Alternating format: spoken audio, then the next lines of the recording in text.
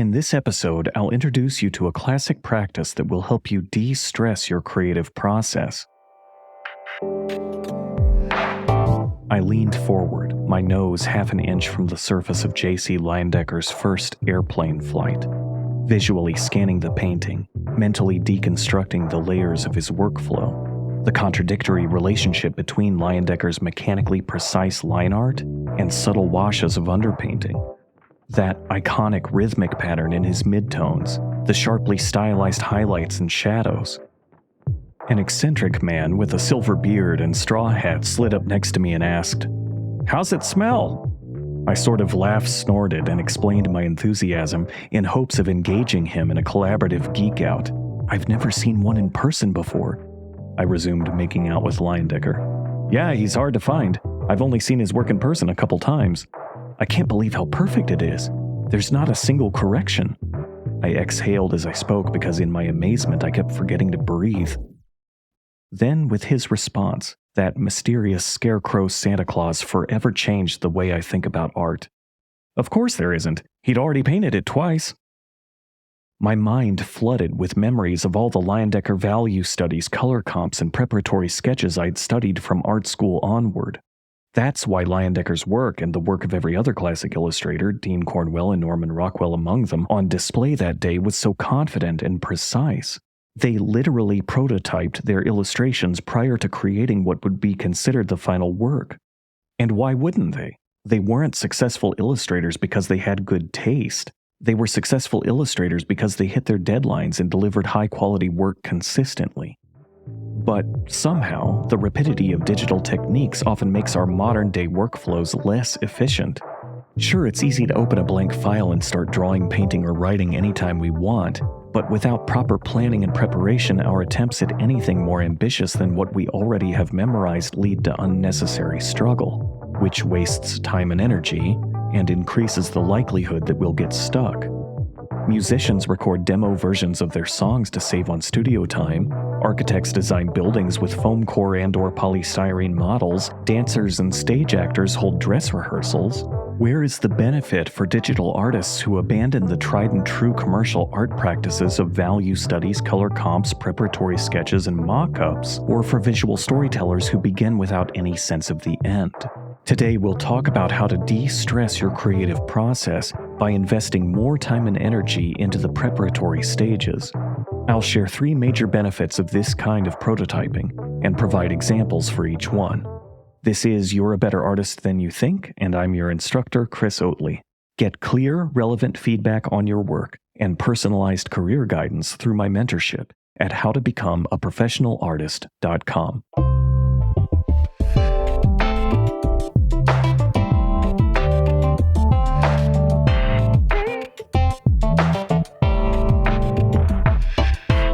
Benefit number 1. Prototypes make problem-solving easier.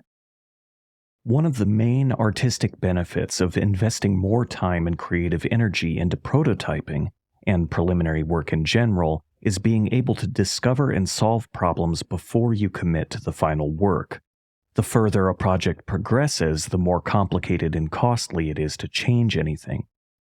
In 2017, Nintendo launched what is now widely considered one of the greatest video games of all time, The Legend of Zelda: Breath of the Wild.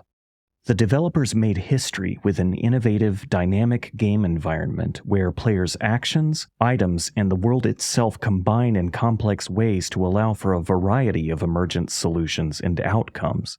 The developers call it multiplicative gameplay. The friend who convinced me to buy Breath of the Wild back in 2017 called it, "You can do anything!" At the Game Developers Conference, aka GDC, the Breath of the Wild leads revealed that their plan to reinvent the world of Zelda, and by extension, the world of video games in general, sent them back to the very beginning. They began their work on Breath of the Wild with a prototype in the classic top-down style of its 1986 progenitor. Valerie Presigu, author of Zelda, The History of the Legendary Saga, explained that in the prototype, quote, "The 8-bit Link could shoot an arrow through a campfire to ignite the forest on the other side, then push logs into the water using a tree leaf. None of this was possible in the first Zelda game, but it would be in Breath of the Wild." End quote. When players have the freedom to combine actions and items in various ways, predicting all possible outcomes becomes nearly impossible. Ensuring that those outcomes were intuitive, meaningful, balanced, stable, and fun was, I'm sure, even more so. The prototype helped the Nintendo developers discover problems and challenges that arise from multiplicative gameplay. They observed various player decisions in the prototype, collected a long list of what-ifs, and planned the development of the main game accordingly. Breath of the Wild director Hidemaru Fujibayashi explained that although the prototype was, quote, the simplest way possible to, quote, experiment with the multiplicative gameplay mechanism, it was essential nonetheless. Quote, "This prototype did not include any puzzles. All we did was provide a situation involving a river and some trees, but the user was then able to think for themselves and create a path forward. Through this kind of simple, primitive experimentation, we made the call of what to change and what not to change to complete the basic game design." Of course, the Nintendo developers needed a prototype for such a complex project, but independent creators and collaborators can still benefit, in essence, by following Nintendo's example. My friend and mentor Brian McDonald wrote the graphic novel Old Souls. Les McLean illustrated the book, and it was published by First Second. One day I was hanging out with Brian, and he got an email from Les with some work-in-progress page layouts. We talked about how good Les is at page layout, and Brian said that's because for every book he draws, he does the entire layout twice. "Twice?" I asked. "The whole book?" Brian confirmed. He later explained this process further. Quote, "Once Les has laid out the comic, he instantly knows how to do it better and where he can make improvements. He has a better sense of story and how he wants to tell it. So then he lays it out again, from the beginning, knowing more about where the story is going and how he wants to take it there visually. That's when I realized Les McLean's first layout pass is a prototype that helps him solve problems in advance of the final work. And that got me thinking about how Les's graphic novel process isn't that different from the Kidlit creators' practice of creating book mock-ups called book dummies. I don't know why they're called book dummies, but I assumed it's because book dummies are literally the crash test dummies of children's publishing. And that got me thinking about how the publisher that makes all of those For Dummies books should make a book titled Book Dummies for Dummies, just because. Anyway, I wrote to my friend, former student, and former colleague Shauna J.C. Tenney, oh hey, J.C., just like Leyendecker, who wrote one of the internet's favorite resources on how to create a book dummy, and asked her for a definition. She said, quote, "Book dummies are basically a pitching tool. They are a model of what your book will look like, sketches and text all laid out with a couple of finished pieces. Author-illustrators use it as a pitching tool to find representation from literary agents. When the author-illustrator already has an agent, the dummy is used to pitch the book to an editor at a publishing company. The dummy book helps a publisher see the whole vision of what the book can be." I asked Shauna if she felt like her book dummy process offered any other benefits beyond the pitch function. She replied, quote, "A dummy book really helps me understand the pacing of the story and where I can hide interesting reveals behind a page turn. It helps me identify if there is a good flow in the illustrations, a good mix of spot, full page, and full spreads, and a good mix of camera angles to tell the story. It helps me see where I can tell part of the story with the illustrations where the words aren't telling the story." Prototyping, as evidenced by Nintendo's 8-bit Breath of the Wild, Les McLean's page layouts, and Shauna J.C. Tenney's book dummies, proves essential for solving problems early while it's still relatively easy to change things, thus removing frustration and overwhelm when we approach the final work. Now, you might be thinking that prototypes are only helpful when working on big, collaborative projects like video games and books. But prototyping will improve your individual drawings, paintings, and stories as well.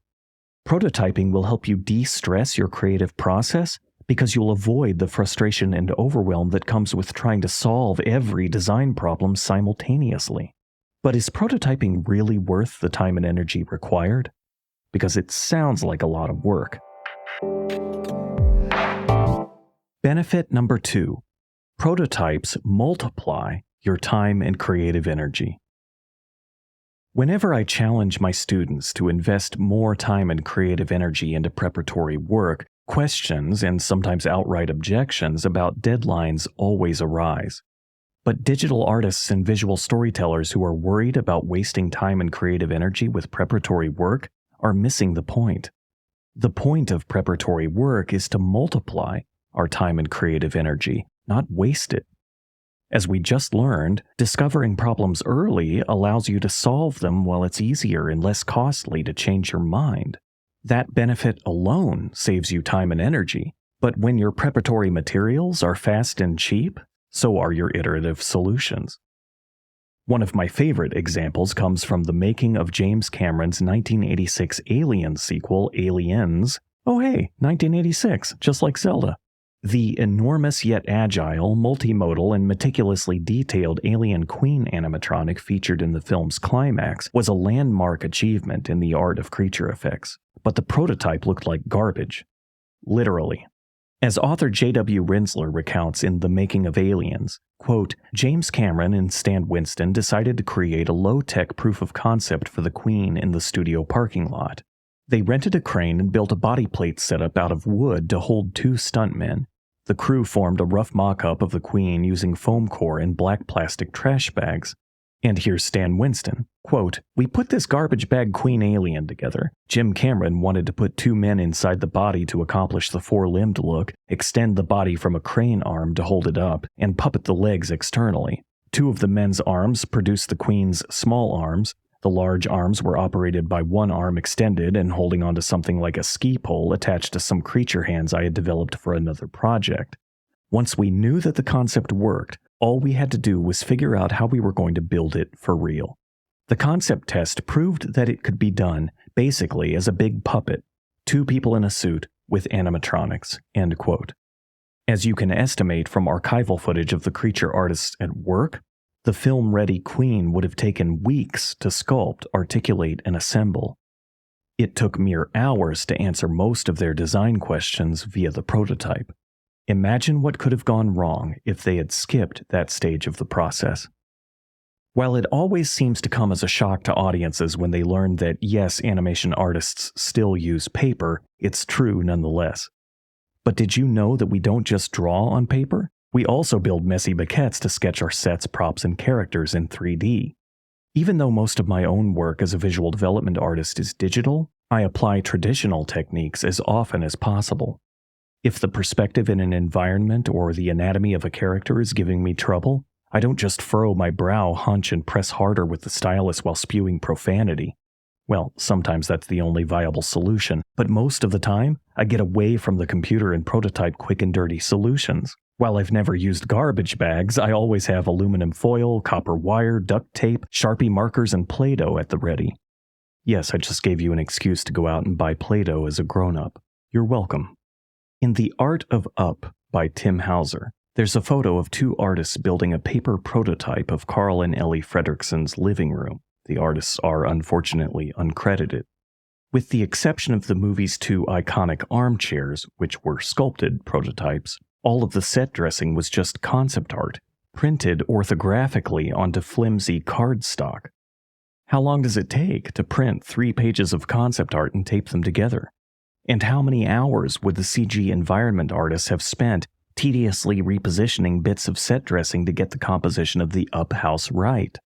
Cuphead artist Jake Clark prototyped the Cala Maria boss fight like a storyboard animatic, the kind you'd find in an animation pipeline, quote, using scanned-in scraps of paper and Adobe Flash, when it still existed, to work out the complex animation cycles before they ever thought about cleanly animating anything, end quote.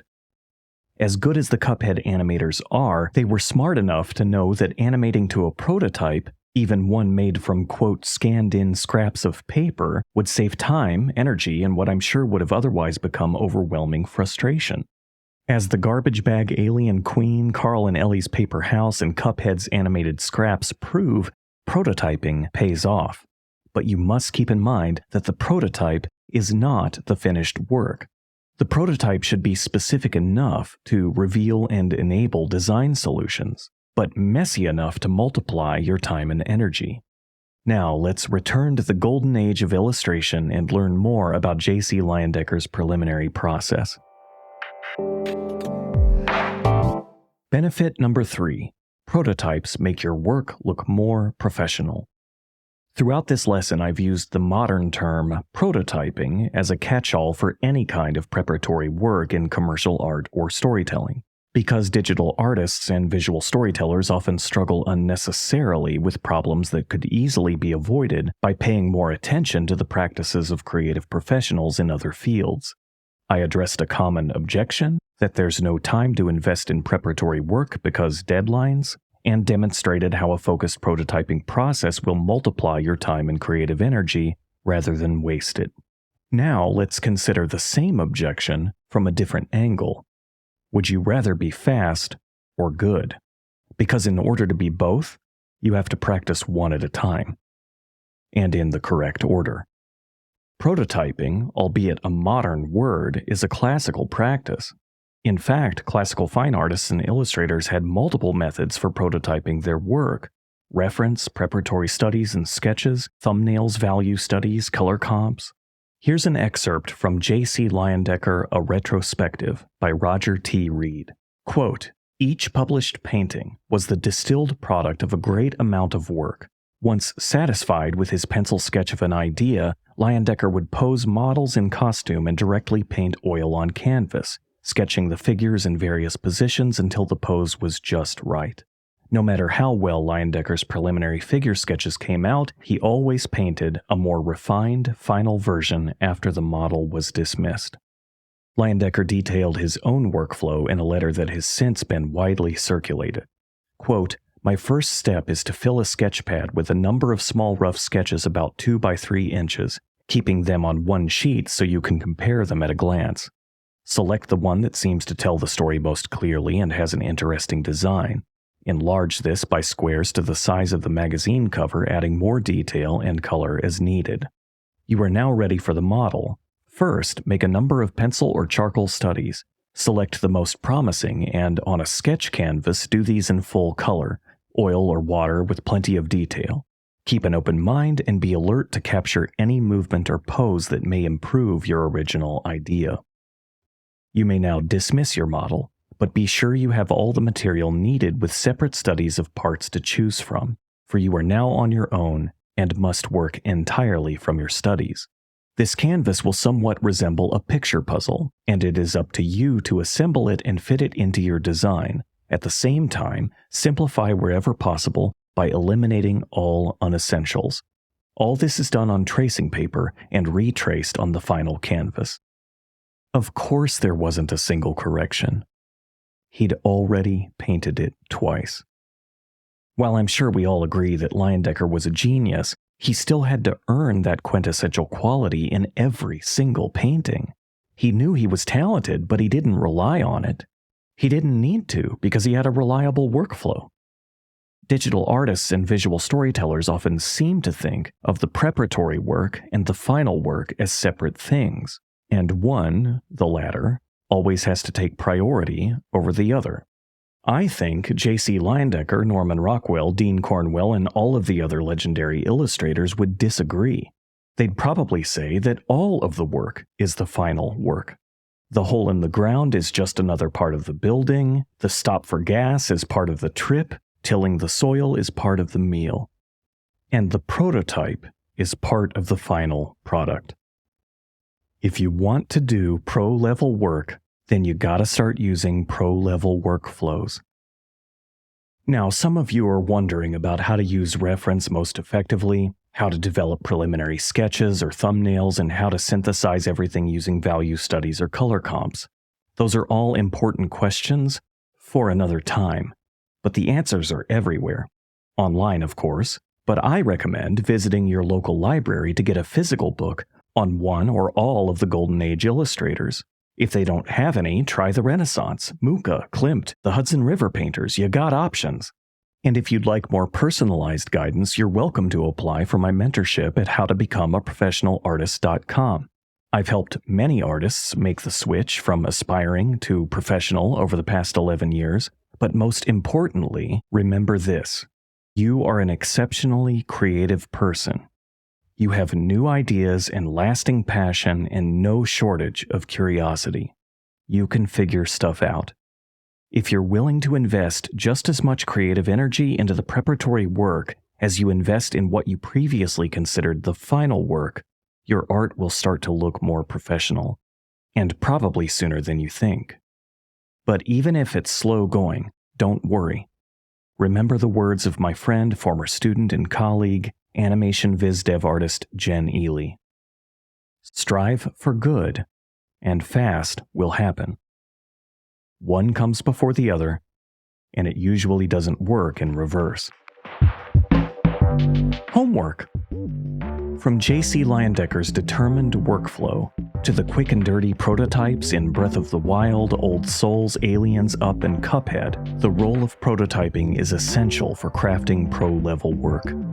With better investment in preliminary processes, you'll avoid the frustration and overwhelm that comes from trying to solve every design problem simultaneously. You'll identify and iterate solutions for problems early, while the work is still mutable, which will lead to significant gains in quality. Your efficiency and endurance will increase as you establish consistent workflows, and your confidence will grow in sync with your clarity of vision. Research the process of a classical painter or illustrator like Leyendecker, Rockwell, Cornwell, Mucha, or Klimt. Check your local library for books on these artists or explore artistic eras like the Renaissance, Art Nouveau, or the Hudson River School. Analyze the preliminary workflow and find examples of any or all of the major components. Reference with studies, thorough thumbnailing, value studies and/or color comps. Then apply this step to your own process. Pause often to take notes, document your process with photos or screenshots, and when the work is done, analyze the results. In what ways did the work improve? What aspects of your workflow will need to be improved next time? If you're a writer, do the same assignment but adapt it for your chosen field, referencing the preliminary processes of screenwriters, graphic novelists, etc.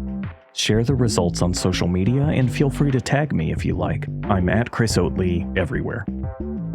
In the next episode, what to look for in a mentor. If you have questions about this course, email us via support@chrisoatley.com. I'm your host, Chris Oatley, and our production coordinator is Mari Gonzalez Correa. Our music is by The Bright Sigh, which is me, and this show is made possible by the Magic Box Academy. Subscribe to this podcast on any of the major platforms, Apple Music, Spotify, SoundCloud, Google Play, YouTube, and join our email list at magicboxacademy.com for notifications about future episodes, courses, and mentorship opportunities. Remember, my friends, you're a better artist than you think.